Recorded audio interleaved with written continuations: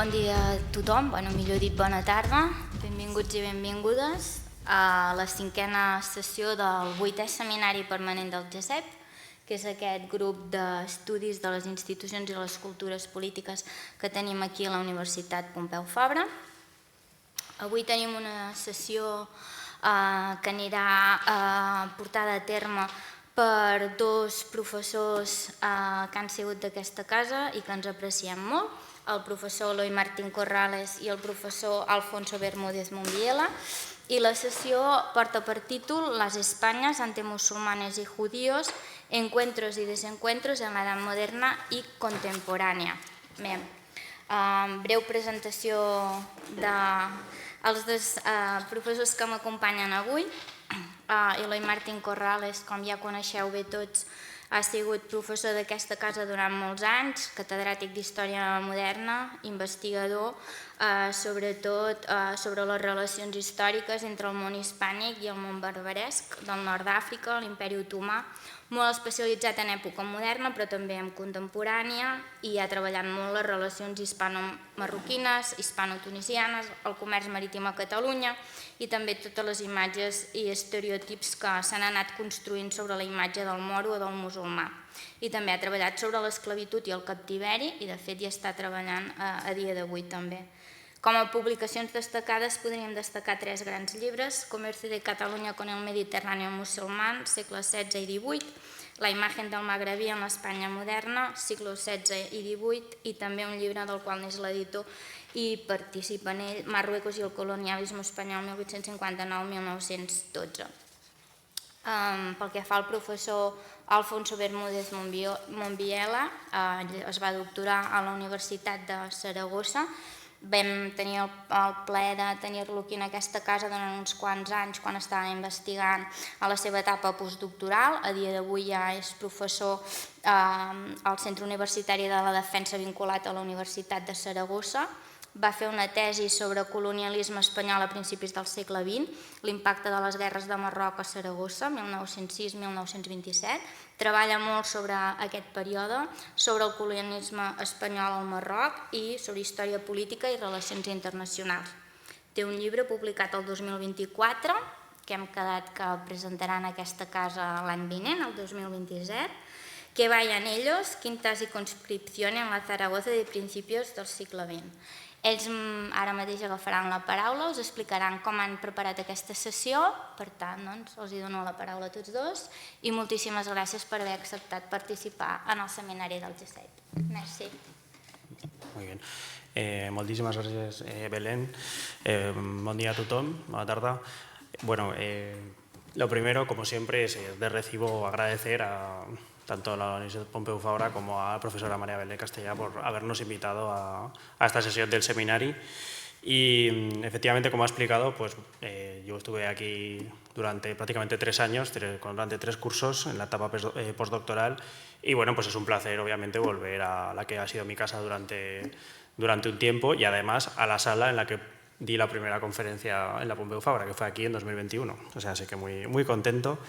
Y bueno, pues lo que hemos planteado para esta sesión, en la que nos hemos juntado Eloi y yo, vamos a hacer, el título, como han podido ver, Las Españas ante musulmanes y judíos, encuentros y desencuentros en la Edad Moderna y Contemporánea.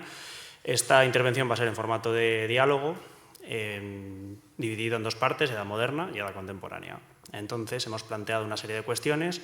Vamos a comenzar, que le voy a plantear 3 cuestiones al profesor Martín Corrales, y por supuesto se pueden hacer preguntas, intervenciones, lo que ustedes consideren necesario, y después él me va a plantear a mí otras 3 cuestiones centradas en la edad contemporánea.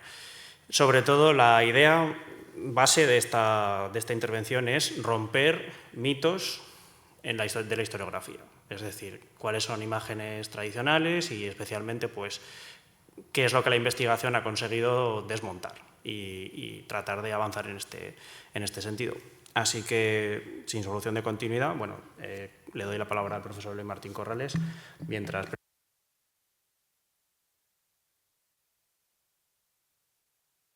Bien, pues le voy a hacer ya la primera pregunta.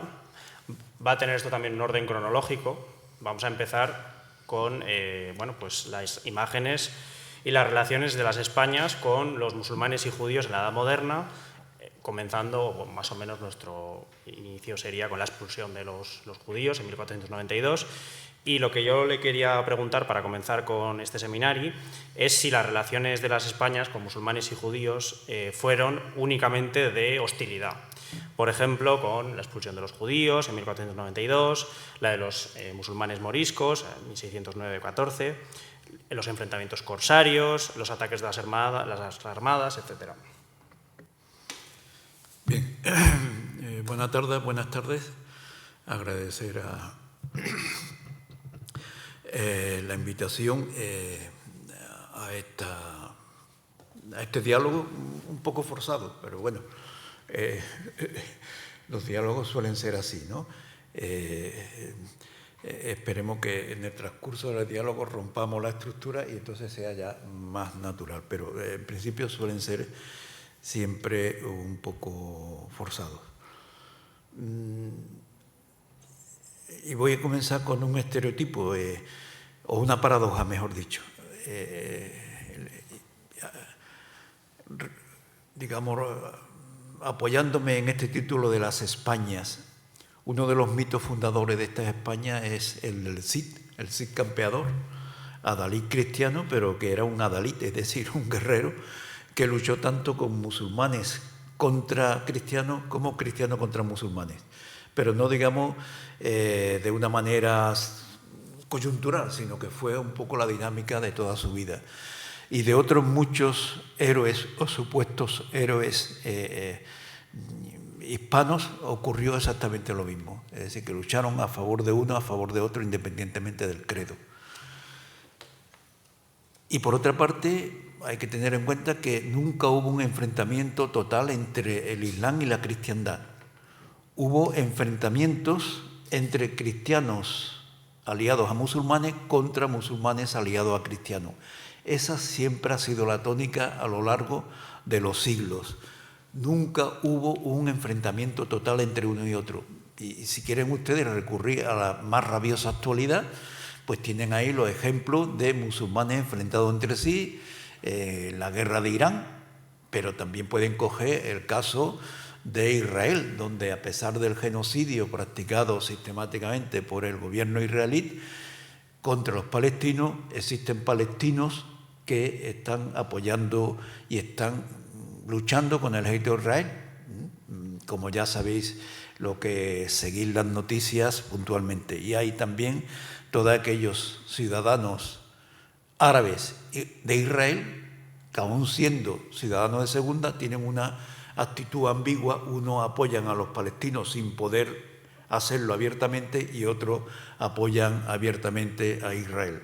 Es decir, que siempre hay que tener presente esta cuestión que me parece fundamental. Nunca ha habido un enfrentamiento total entre la cristiandad y el Islam, porque ni la cristiandad ni el Islam son entes, instituciones o grupos, si quieren, cerrados, ni mucho menos. Siempre son mundos fragmentados con tendencia a enfrentarse dentro de cada mundo respectivo, a enfrentarse grupos diferentes por objetivos diferentes que suelen ser siempre económicos, políticos, a veces de prestigio, etcétera. Siempre de poder, por supuesto.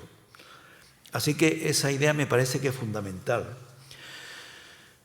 Y lo voy a ejemplificar en el caso hispano con la famosa liquidación absoluta del otro, es decir, la expulsión de los judíos. La expulsión de los judíos de 1492, un hecho o una decisión infame, pero que no fue infame, digamos, de una manera total y absoluta, como mínimo hasta ya avanzada la segunda mitad del siglo XVII. ¿Por qué lo digo? Porque allá cuando la monarquía o los monarcas españoles del momento necesitaron a los judíos como intermediarios, recurrieron a los judíos. Ello explica que los judíos estuvieron autorizados y estuvieron avecindados en Orán hasta 1669, como está bien estudiado por la historiografía por una parte, aunque sea en este caso un francés, Strop, el que ha estudiado esto de una manera más acentuada. Pero también en el caso de Ceuta, los judíos de Ceuta son expulsados en 1680. Es decir, que al otro se le expulsa una vez que ya no tiene valor, lo cual no deja de ser terrible, pero en la medida en que de alguna forma cumplen un cometido, pues se le mantiene en el territorio sagrado.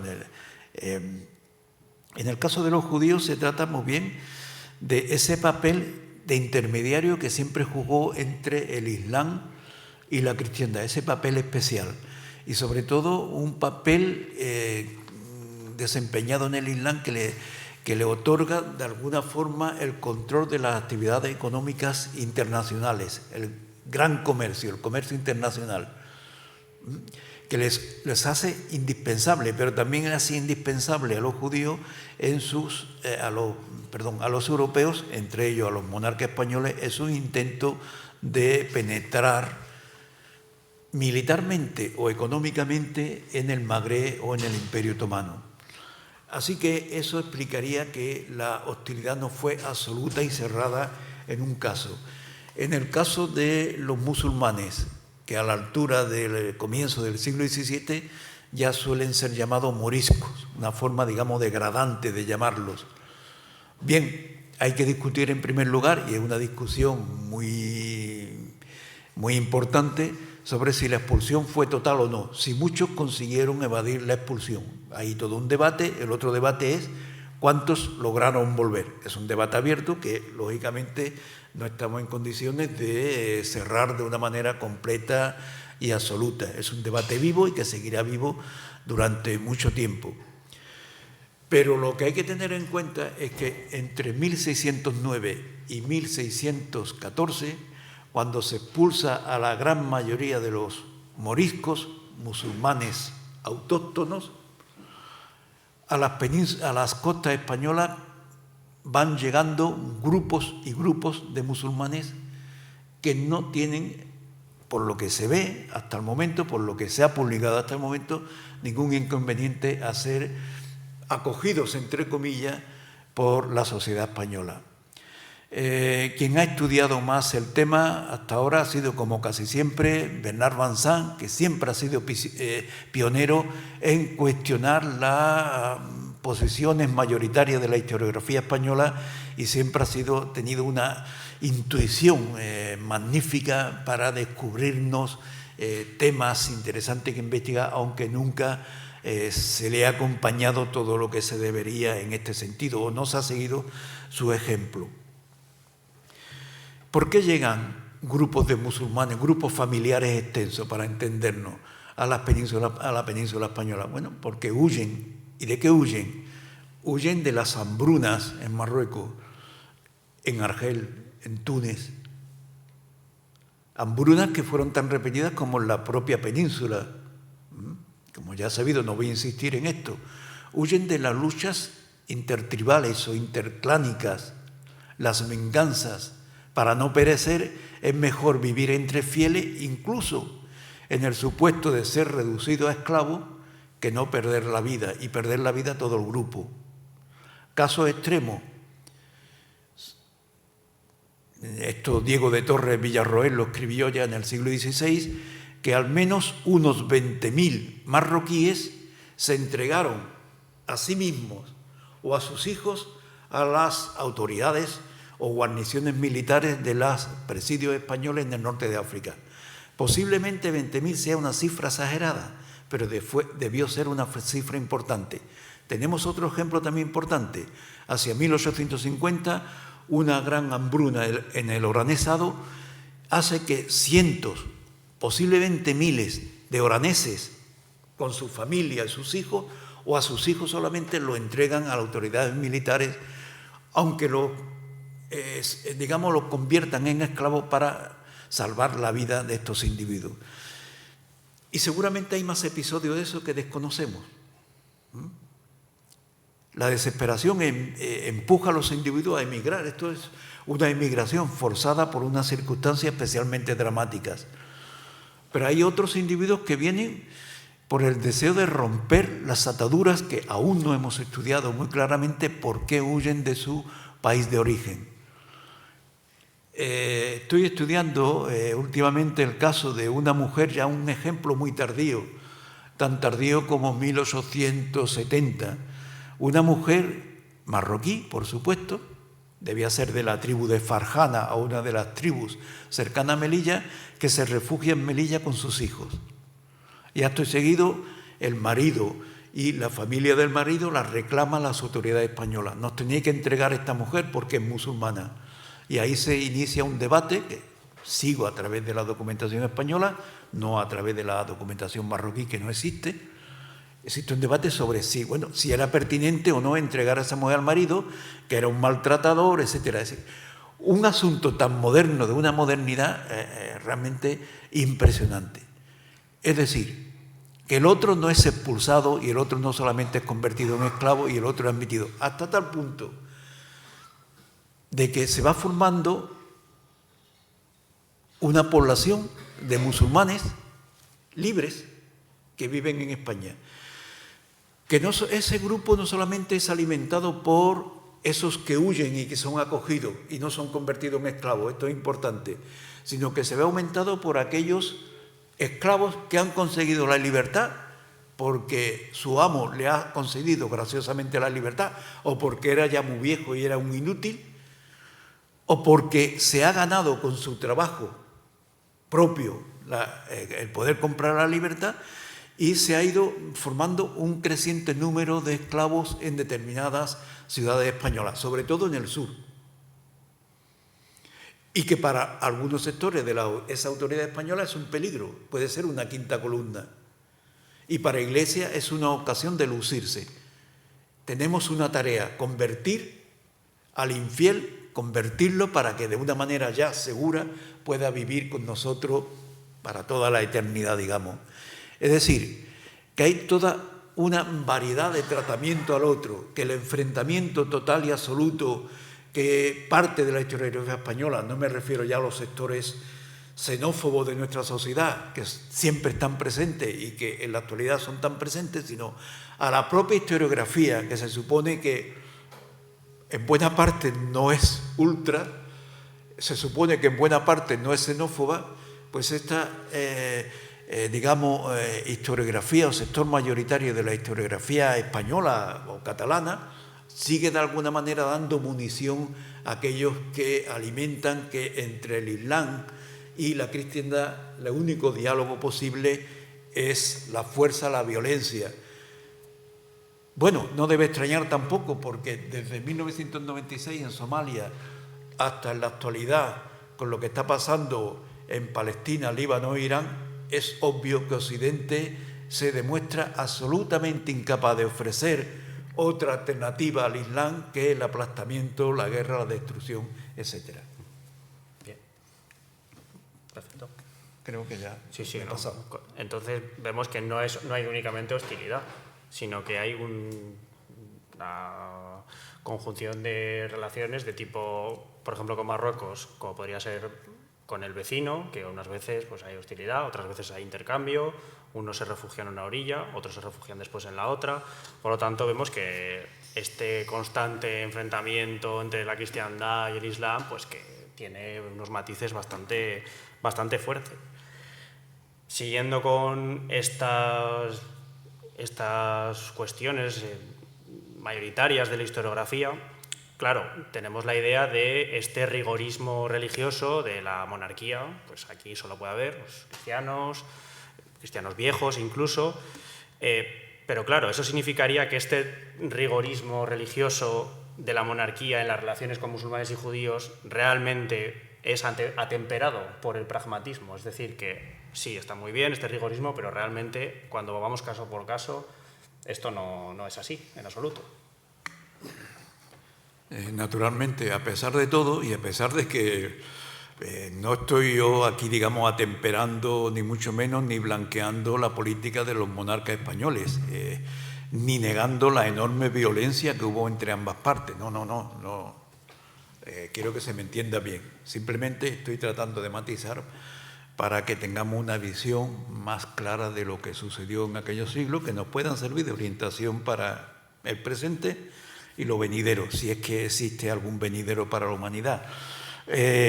Vamos a ver, si atendemos a la misma relación con las potencias musulmanas o el Imperio Otomano. Vemos que no todo fueron enfrentamientos. Hubo necesidad incluso de trasladar ese interés en mantener cierta negociación en la firma de los tratados. Existe un libro publicado por el Consejo en el 80 de Patricio Hidalgo, ahora no recuerdo muy bien el apellido, en el que recoge más de 40 tratados firmados por Carlos V con las distintas potencias o jeques o reyes, reyesuelo, como le suele llamar las crónicas del norte de África. Existió también la tregua con el Imperio Otomano de 1580, que no duró mucho, pero bueno, fueron 2 décadas como mínimo de paz entre una parte y otra.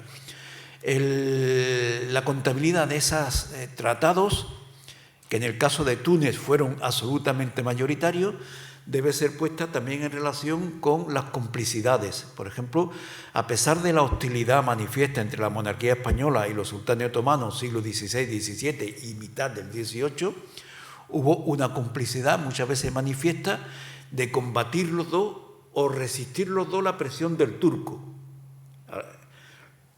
En Marruecos, el sultanato de Marruecos pedirá ayuda a España para no ser también invadido por los otomanos, como le pasó a Libia, a Trípoli, a Túnez y a Argelia.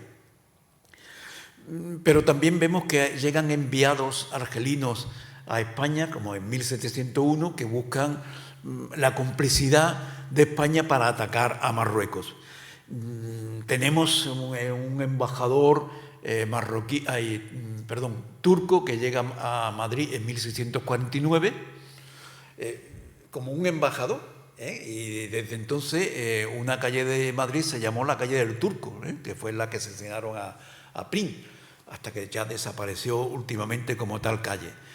Y todo eso va a cuajar en la segunda mitad del siglo XVIII con la firma ya de tratados de paz y comercio, paz, amistad y comercio, Marruecos 1767, renovado en 1799, Imperio Otomano en 1782, Argelia 1786, Túnez 1791, Trípoli 1784 y posteriormente a lo largo del siglo XIX los tratados se van firmando con casi todos estos países, tratados de diversa consideración, menos con Argelia. ¿Por qué? Con Argelia no, porque Argelia fue conquistada en 1830 y ahí ya no había ninguna autoridad con la que firmar tratados. Es decir, se han normalizado las relaciones en términos de reciprocidad, que esto también a veces no se admite, incluso por la historiografía europea, muy avanzada en historia de la diplomacia, que considera el caso hispano como un caso atípico, aquello de el Spain es diferente, que me parece una aberración. Es decir, bueno, hay una parte de la humanidad cristiana o de la humanidad musulmana que no actúan por el principio de la reciprocidad. Es que la reciprocidad incluso existió ante la situación y el trato dado a los esclavos de una y otra parte. Porque si en la península o en las Baleares se maltrataba a los esclavos musulmanes, rápidamente la comunicación, que era muy ágil, muy rápida, llegaba al norte de África y se trataba igual a los esclavos cristianos, con la misma dureza, ferocidad, los mismos castigos que en la península o en Baleares. Había una comunicación y eso obligaba a una reciprocidad. Incluso en el caso peor de convertir al otro en esclavo, había ciertas normas, ciertas líneas rojas que hoy dirían, digamos, los modernos. Así que, por lo tanto, también esto desmonta el mito del enfrentamiento total entre una y otra parte. Precisamente, la tercera de las cuestiones que teníamos preparada, que más o menos ha sido anunciando en esta última intervención, es sobre esta normalización de las relaciones entre los países, entre la cristiandad y los diferentes países musulmanes, que a colación de esto sí que lo que he podido observar en cierta parte de la historiografía es se tiende a no reconocer que estos países tienen gobiernos legítimos antes de las independencias postcoloniales, pues Marruecos año 56, etc. Es decir, gente que niega la existencia de que esos países antes de la aparición de los europeos tuvieran cualquier tipo de organización previa y por lo tanto no eran interlocutores válidos. Claro, como has hablado, pues los tratados 1767 con Marruecos, con el Imperio Otomano en el 99, Imperio Otomano en 1784, con Trípoli en el 84 también. Es decir, ¿cuándo esta normalización con esta serie de naciones, cuándo y qué consecuencias tiene con el vecino mediterráneo? La normalización, como decía, comienza a partir de 1767, no es completa, hasta 1791 nos alcanza el último tratado con Túnez, precisamente el país con el que se tenía menos beligerancia, porque también no deja de ser curioso, ¿no? Esa normalización cambia el panorama, porque ahora se trata de tratados entre estados que se tratan de igual a igual. Aunque curiosamente la historiografía no lo admite, porque para la historiografía buena parte de los países musulmanes no eran estados. No, es que yo he leído que Marruecos no existe hasta 1956. Sí, como no son estados, pues de alguna manera te puedes permitir todas las licencias que quieras con un no estado. De alguna manera, si quieren ustedes, y ahora estoy forzando un poco las cosas, es aquello del sionismo. Un pueblo sin tierra para una tierra sin pueblo. Pues un pueblo sin Estado, pues vamos a llevarle la civilización y vamos a construirle nosotros Estado, ¿no? La desvergüenza del colonialismo siempre ha sido proverbial, no debe escandalizar a nadie. Yo tampoco con esto quiero decir que los musulmanes sean mejores que nosotros, pues yo estoy hablando de la condición humana, y aunque estoy siendo más crítico con lo que más conozco, que es a nosotros, me estoy refiriendo a la condición humana, y no estoy blanqueando a ninguna parte de todo este tremendo conflicto que llevamos siglos. Así pues, decía que se considera ya al otro como un igual, pero hay un problema. ¿Cuál es el problema? Que la concesión con la que se hace o se firman los tratados con los países musulmanes, con Marruecos especialmente, pero también con los demás, está marcada por el concepto de la reciprocidad.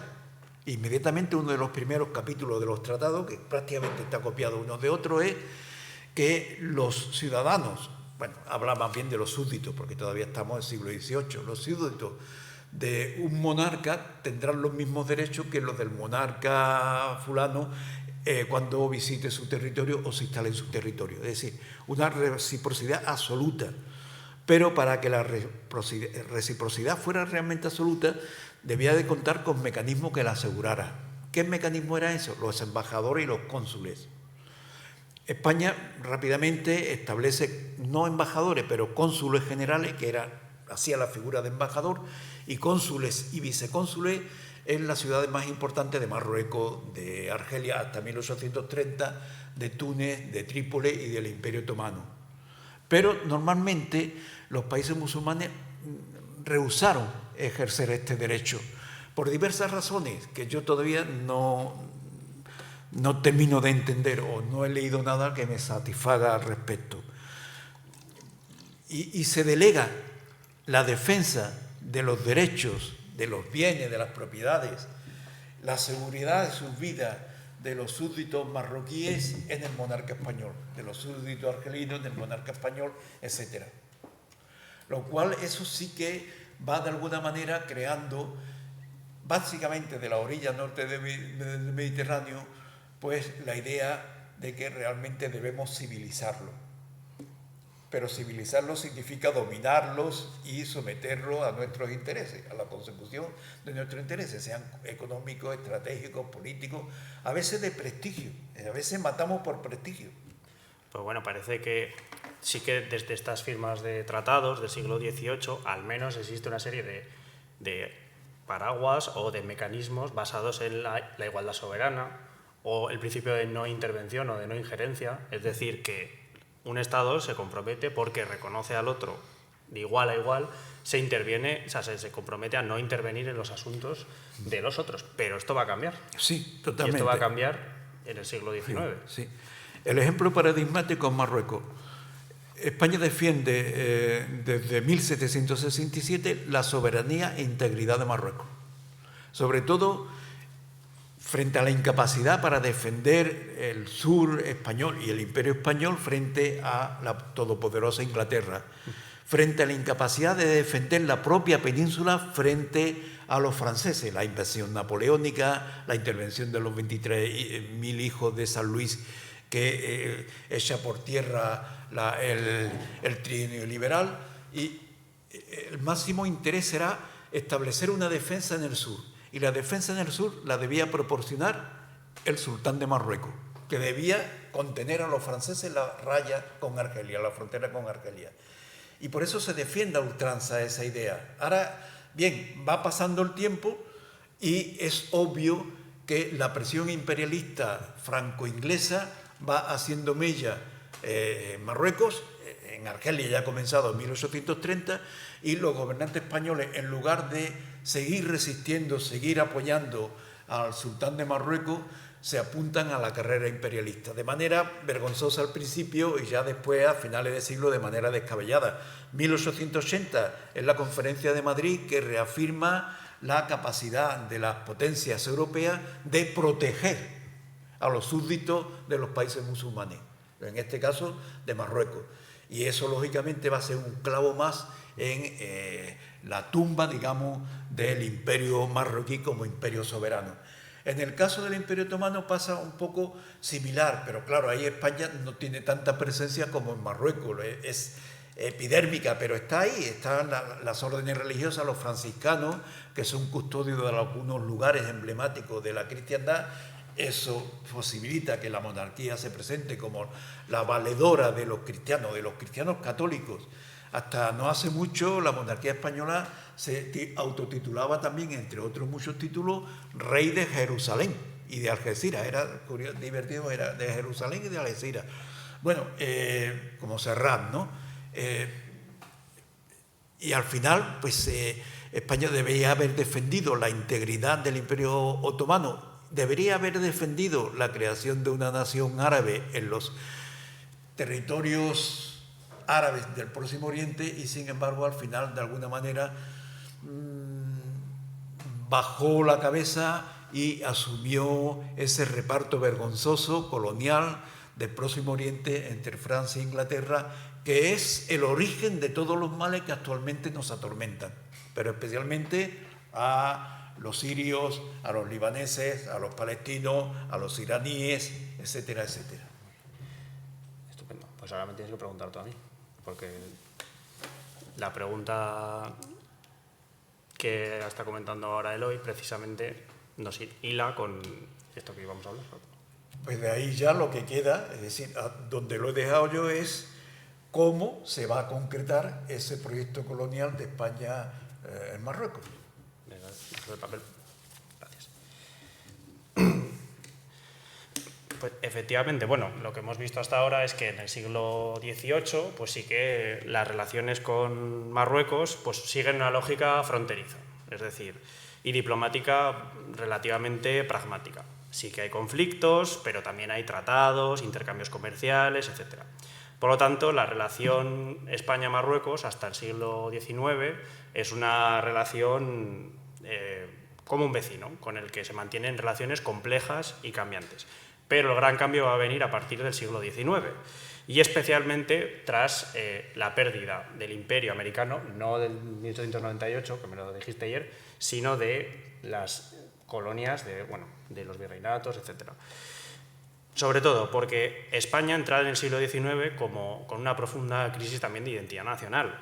Está desaparecido el gran imperio atlántico, y esto obliga a redefinir a España como se ve ante el mundo, como se ve como potencia. Por lo tanto, en esta crisis de identidad nacional, etcétera, África aparece en cierta medida como una especie de compensación simbólica. Ahora bien, y esto también al hilo de ir acabando o al menos matizando ciertos mitos de la historiografía. ¿Es Marruecos una sustitución de cuando se pierden las colonias americanas? No, en absoluto. Está esta visión que cuando se pierden las colonias de Cuba, Puerto Rico y Filipinas, pues entonces en este momento España decide intervenir en Marruecos. No es así. El proyecto colonial español en África ya lleva prácticamente 50 años de duración, no es desde de finales del siglo XIX. Sobre todo hay que entenderlo en el contexto general del imperialismo europeo.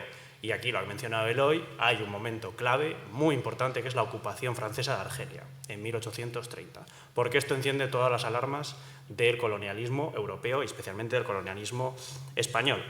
Y a partir de entonces, los territorios del norte de África, que habían tenido esta relación vecinal, con sus complejas relaciones, por supuesto, ya pasan a ser parte de la competencia colonial, lo cual es una dimensión muy, muy diferente. Como comentaba Eloy, la política de España con Marruecos, que hasta entonces se había basado en el apoyo a su soberanía e integridad, porque Marruecos ha ayudado a España en muchas ocasiones. Ha habido guerras, que las ha habido en el siglo XVIII, pero, por ejemplo, como comentaba Eloy ahora, ¿por qué resiste el Cádiz sitiado por los franceses en la Guerra de Independencia? Por la Royal Navy, obviamente, pero ¿quién está sosteniendo y quién está dando alimento, etcétera, a los españoles de Cádiz? Marruecos. Es decir, es el sultán que deja utilizar los puertos marroquíes para abastecer a los españoles y que resistan el ataque francés. Claro, esto en los mitos de la historiografía española. Tú le dices yo alguna vez que he hablado con algún especialista en historia de la Guerra de Independencia, le dices, oye, ¿qué papel tiene Marruecos en la Guerra de Independencia? Te miran como si hubieran visto un marciano, básicamente, pero realmente España resiste gracias a Marruecos, a los franceses en Cádiz. Pero claro, en esta construcción nacional simbólica, nuestro gran relato nacional de que hemos resistido a los franceses, si ha sido gracias a los moros, como se dice, pues se nos cae, obviamente, este relato. Bien, por lo tanto, el cambio es en el siglo XIX, porque aquí España empieza a alejarse de esta política de apoyo a la soberanía e integridad de Marruecos y pasa a que sea también su campo de expansión. Sobre todo, pues 1830, cuando Francia invade Argelia, tenemos las primeras ocasiones con la ocupación de las Chafarinas, en 1844, ¿era? ¿O 48? 1844, 48. En el 48, con la ocupación de las Chafarinas, y por supuesto la Guerra de África, en 1859-60, es otro de los jalones importantes en este sentido. Este imperialismo defensivo, por así decirlo, que bueno, realmente es de una potencia colonial de segunda fila, como todos sabemos, porque España sigue teniendo una presencia importante en el resto del mundo, pero en absoluto comparable a la posición que tienen otras grandes potencias, como Francia, Gran Bretaña, etc. Y realmente España interviene en Marruecos no solo por una ambición imperial, sino por mero miedo a quedar excluido del reparto colonial europeo, eso es a nivel político, geográfico, etc. Luego, por supuesto, tenemos la pata cultural, que es fundamental. Se consolida una nueva mirada durante el siglo XIX, profundamente influida por lo que todos tendremos en la cabeza, el orientalismo. Aquí la referencia clara es Edward Said, es decir, que se plantea que Oriente no es una realidad geográfica, sino una construcción intelectual elaborada por Europa para definir al otro, como atrasado, exótico, necesitado de tutela, etc. Pero claro, España tiene un caso un poco ambivalente, porque al mismo tiempo que orientaliza, por ejemplo, a Marruecos, también está orientalizada por el resto de Europa, porque para el resto de Europa España es una nación atrasada, semi-oriental, es la crítica fundamental a Said, que le hizo, por ejemplo, Susana Martín Márquez, es que la teoría de Said con España no se termina de cumplir, porque España es orientalizada por el resto de Europa. Claro, entonces colonizar Marruecos para España es también una forma de decir yo soy una potencia europea y significa situarse simbólicamente del lado de las potencias civilizadoras. Pero claro, ¿cómo lo hace España? Pues España alude a una especial condición, a una proximidad histórica derivada pues, de los siglos de Al-Ándalus, de la vecindad mediterránea, etc. Y claro, pues se alterna entre la maurofilia, la maurofobia. Luego hablaremos también un poco de las representaciones y de cómo se utilizan estas categorías, estas construcciones culturales para reafirmar una política expansionista. Pero también esto nos habla mucho de las propias inseguridades y aspiraciones de la España del siglo XIX. La Guerra de África es un momento clave, como decía, porque no solo realmente hay ciertas interpretaciones sobre esta guerra. Se suele decir que es una guerra de prestigio porque se plantea contra un enemigo entre comillas, fácil de ganar. Luego, realmente parece ser que es una estrategia coherente de la Unión Liberal de O'Donnell para, bueno, ahora que se ha abierto el canal de Suez, pues tenemos que tener una presencia nosotros cerca de Ceuta para garantizar el paso de los barcos. En fin, el caso es que el proyecto colonial español del siglo XIX se apoya, como decía, en esta transformación de una política de vecindad a que Marruecos pasa a ser un escenario de colonización y una transformación, como decía. Siguiente pregunta.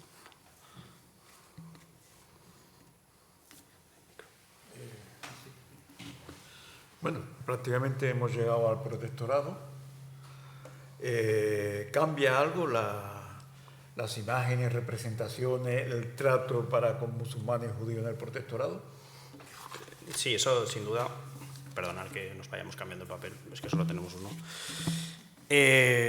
Sobre todo, partimos, ya hemos mencionado un poco a Said, pero partimos obviamente de entender que el colonialismo no solo es una dominación militar o territorial, sino es un sistema de producción cultural.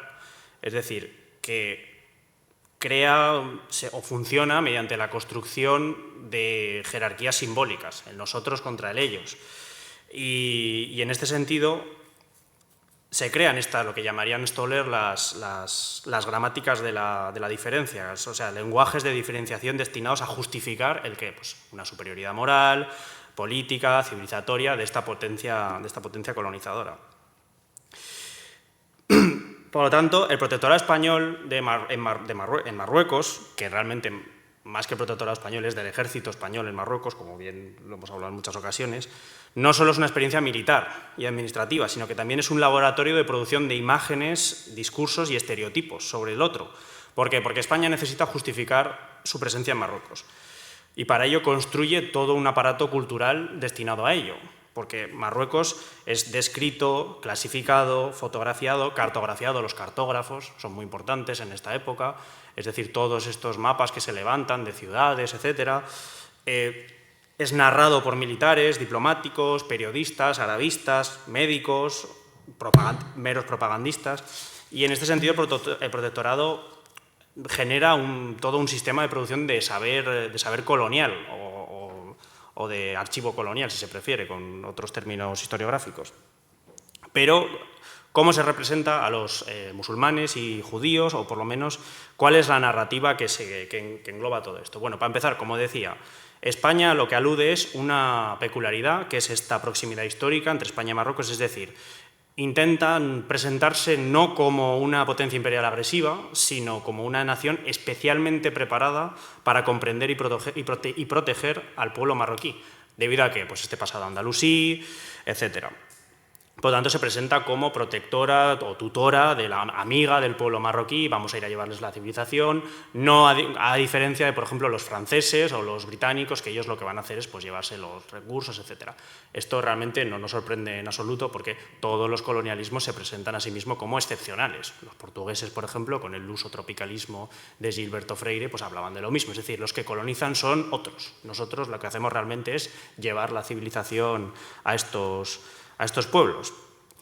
Pero tenemos esta peculiaridad fundamental. ¿Por qué? Porque España no habla desde la seguridad de ser una potencia, porque España es una nación de segunda o tercera fila y es periférico en Europa, por lo tanto, y además, como hemos dicho, ha sido visto normalmente como una nación semi-oriental, incluso. Por lo tanto, aquí también esto nos refleja estas inseguridades que decíamos, porque Marruecos funciona como una especie de espejo en el que España no quiere mirarse realmente, porque al describir al marroquí como atrasado, tribal o necesitado de tutela, lo que España está tratando de hacer es de presentarse a sí mismo como moderna, europea, civilizadora, etc.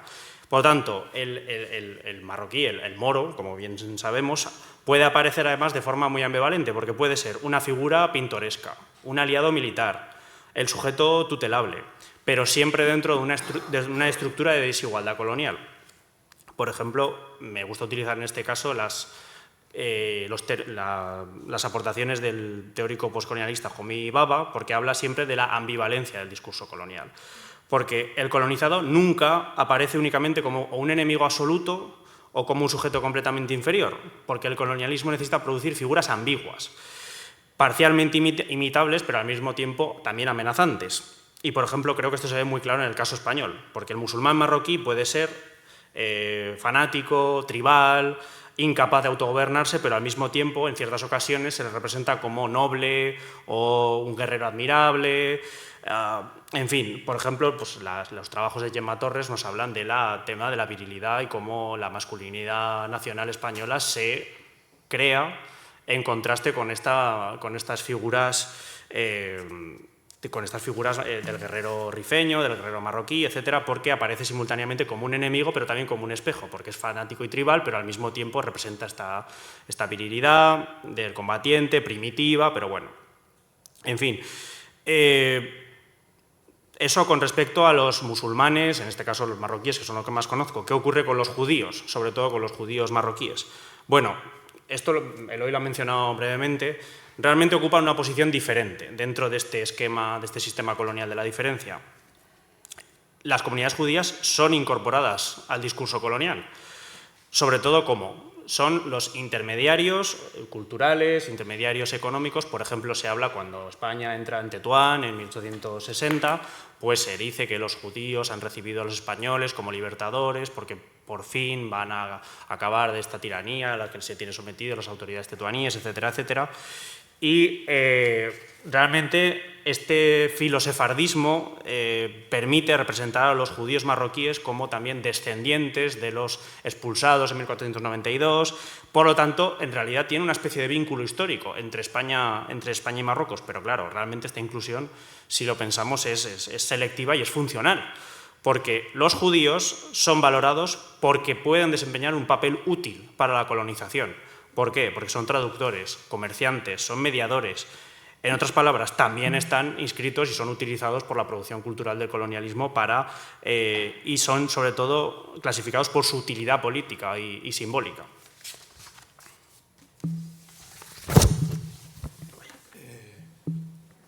¿Vamos bien de tiempo? Sí.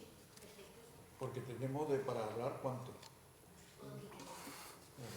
Queda uno. Hasta las 6. Vale. Acuérdate que tienes que abrir el micro.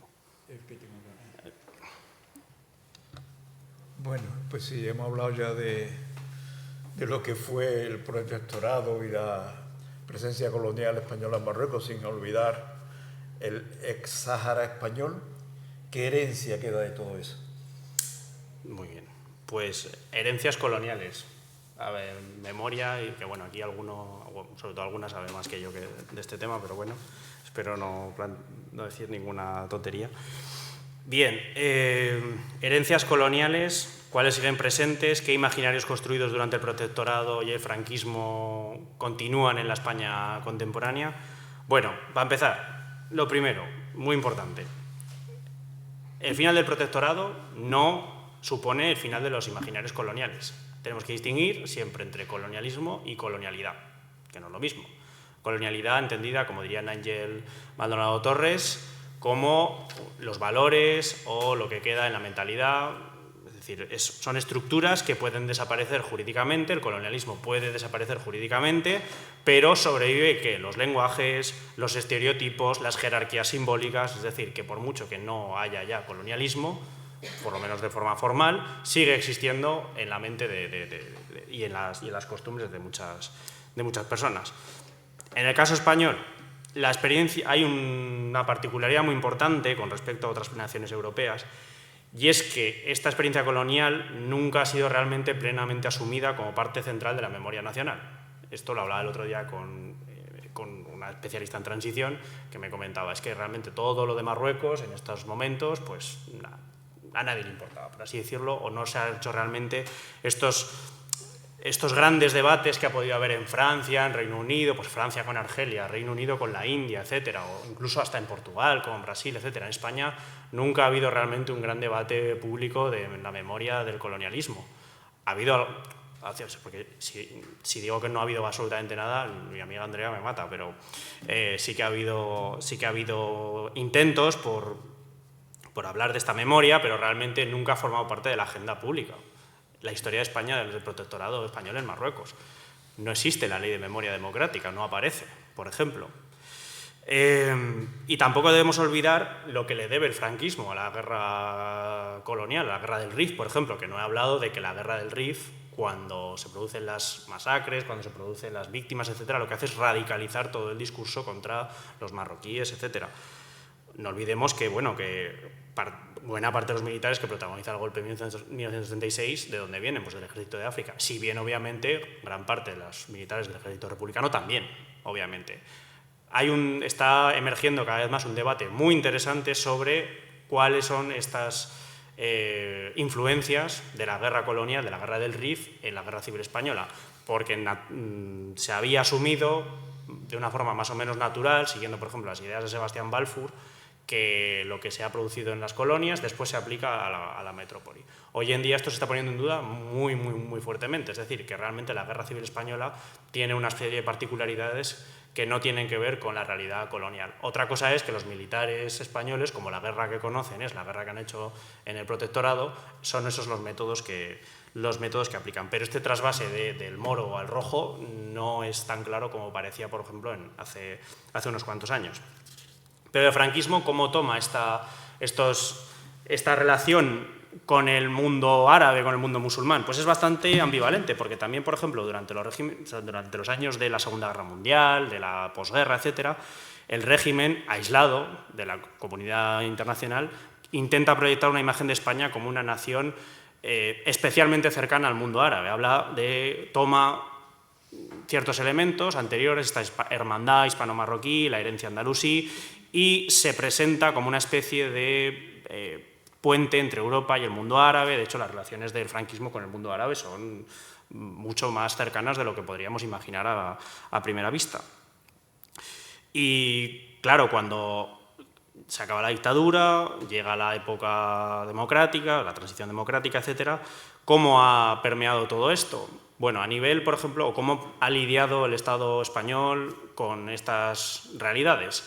A nivel legislativo, pues se ha tratado de hacer avances o por lo menos asumir un legado histórico, también con ciertos aspectos políticos, porque la legislación nos narra o nos refleja cómo el Estado democrático ha intentado redefinir institucionalmente la relación tanto con el judaísmo como con el islam.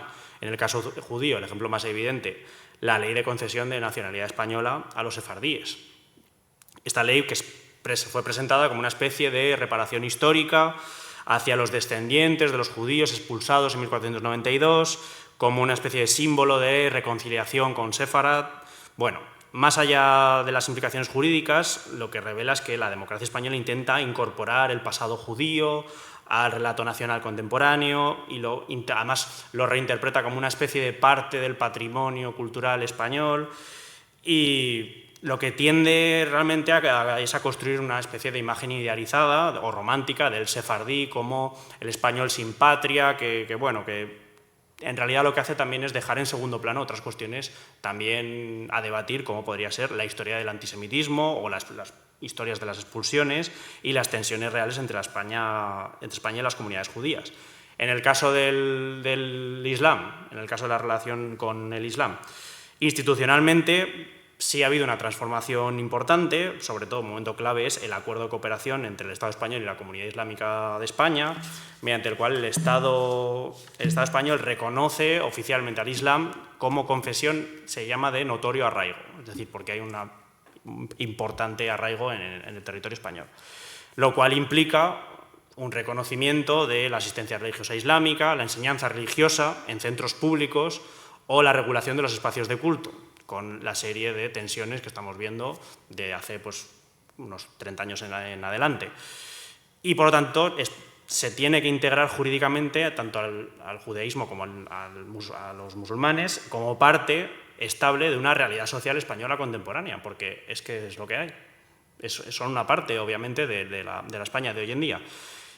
Y, obviamente, esta institucionalización no ha eliminado tensiones culturales, políticas, etcétera, que hemos visto en las últimas décadas, espoleadas por, como sabemos, como temas como la inmigración, el multiculturalismo, las relaciones con el propio Marruecos, tan tensas, siempre tan complicadas, de vaivenes, ahora nos llevamos bien, ahora nos llevamos no tan bien, y bueno, pues que ha permeado de todo lo que hemos visto, toda la historia de estas representaciones culturales.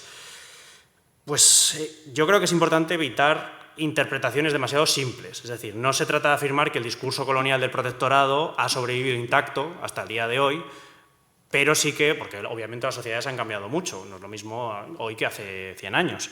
Pero lo interesante es observar cómo sí hay ciertas categorías históricas, como puede ser la diferencia cultural, esta noción de amenaza exterior hacia el Islam, la excepcionalidad española hacia el Islam, pues sí que han reaparecido en contextos nuevos y bajo formas diferentes. Y tenemos muchos estudios sobre islamofobia, etcétera, pues que nos lo revelan, que estamos viendo discursos que, bueno, se llevan repitiendo desde hace décadas o incluso cientos de años. Bien, tengo que confesar que de vez en cuando tengo apagones, especialmente al comienzo, y hoy he tenido un apagón al agradecer la invitación a Belén Castellá. Subsano el error, el apagón, bueno, debe ser cosa de la edad, digo yo. Bueno, lo dice mi médico más bien. Yo quería subsanar un olvido que he tenido, porque he hablado de los judíos en Ceuta y en Orán, que fueron expulsados de estas dos últimas ciudades, pero no he hablado prácticamente de ellos después. Y aquí también quiero, de alguna manera, poner en cuestión la visión mayoritaria de la historiografía española. Es decir, los judíos fueron expulsados y ya no aparecen más en el territorio ibérico hasta después de la Guerra de África, cuando son, digamos, cómplices de la conquista española de Tetuán, y sobre todo en torno a la Guerra de Melilla de 1893, cuando muchos judíos, especialmente campesinos empobrecidos, se refugian en Melilla, básicamente, pero también en Ceuta, etc. Bien, en ese largo periodo entre 1669, 1680 y 1860, 1893, hay judíos en el territorio hispano. Todo comienza a cambiar con los judíos, ya sin meterme en el tema de los conversos y en el filojudaísmo, etcétera. Eso no me voy a meter porque eso está muy trabajado y no tiene mucho que ver con lo que yo estoy planteando. Me refiero a esos judíos que van a ver cómo el rigorismo empleado con ellos se atempera por circunstancias externas. En este sentido, la paz de Westfalia fue importante, mitad del siglo XVII, porque va a imponer pues, que los estados europeos admitieran de facto la presencia de individuos duradera o no, de individuos de fe, de creencias distintas a la del país o de cada país en cuestión. Es un principio, una esclecha por la que la libertad religiosa comienza, digamos, un poco a crecer en los distintos países europeos y entre ellos las Españas.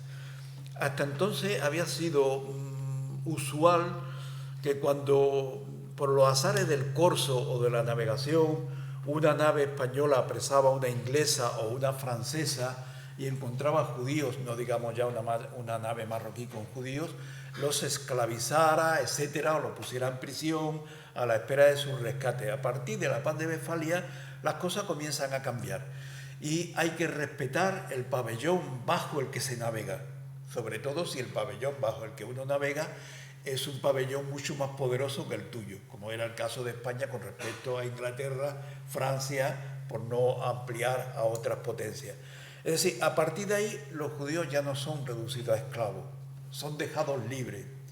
Pero muy poco después uno se encuentra con la sorpresa de que comienzan a llegar a los puertos españoles comerciantes judíos que vienen a comerciar. Vender granos en época de escasez de grano o de una alza de los precios terrible de los granos en la península era algo muy apetecido y algo que casi siempre fue promovido por las autoridades locales o las autoridades centrales. Así que de pronto vemos cómo comerciantes judíos, y esto sobre todo es visible en el siglo XVIII, comienzan a frecuentar los puertos españoles y comercian con tranquilidad. Tienen, eso sí, al menos por lo que yo he detectado, una presencia temporal, pero vamos, una presencia temporal, un vendedor, el sobrecargo o el propietario de un cargamento de trigo no despacha ese asunto en una semana. Eso se podía muy bien estar en un puerto un mes, 2 meses, 3 meses y a veces más meses. Y todo eso da lugar a una serie de incidentes, por ejemplo, unos judíos que son robados por otro judío o por un marroquí que era aparentemente su socio o por españoles, y eso lógicamente va a la justicia y ahí permite detectar que había judíos que vivían, aunque fuera temporalmente, pues con plena libertad en España sin que nadie los molestara y sin que la Inquisición se metiera con ellos. Eso me parece importante y eso va increciendo a lo largo de todo el siglo XIX. Porque, de nuevo, ese papel de intermediario, de informante, también podríamos llamar de introductor de embajadores ante la corte de los países musulmanes de los judíos, se hace imprescindible. Y los judíos necesitan ese papel. La diáspora judía, si de alguna forma o de alguna manera se ha mantenido como tal, aunque yo no sé si a esta altura se puede hablar de diáspora, pues tiene, digamos, su razón de ser en ese papel tan especial de intermediario que jugaba entre dos mundos los judíos, como explicaba antes. Es decir, que los judíos están, digamos, entre nosotros mucho antes de lo que se pensaba, mucho antes de las campañas del doctor Pulido, mucho antes de las denuncias de casi toda la prensa española. Tienen aquí La Vanguardia, la pueden consultar, denunciando los pogroms a lo que eran sometidos los judíos de Rusia, de Polonia, de Bielorrusia, de Ucrania, un pueblo que también fue verdugo y hoy es víctima, como al contrario que los judíos que fueron víctimas y hoy son verdugos, ¿no? Como todo cambia, todo fluye en este mundo. Y como bien decía Alfonso, finalmente muchos miles de sefardíes obtienen la nacionalidad, sobre todo con Primo de Rivera, pero ahí nos encontramos lo que por otra parte era lógico. La inmensa mayoría de los sefardíes de Marruecos que obtienen la nacionalidad, un pasaporte español, no se vienen a España, tampoco se van a Palestina, se van a Venezuela, que entonces era un país próspero, con oportunidades para todos, y a Canadá, ni siquiera a otros países europeos, lo que demuestra que lógicamente eran inteligentes, ¿no? Y estaban avisados de lo que les podía esperar en los diferentes países. Bien, esto era para completar un poco lo que hace referencia a los judíos, que es cierto que como eran minoría merecen menos papel que los musulmanes, pero que lo había descuidado para la segunda mitad del siglo, pues no, para todo el siglo XVIII y parte del XIX.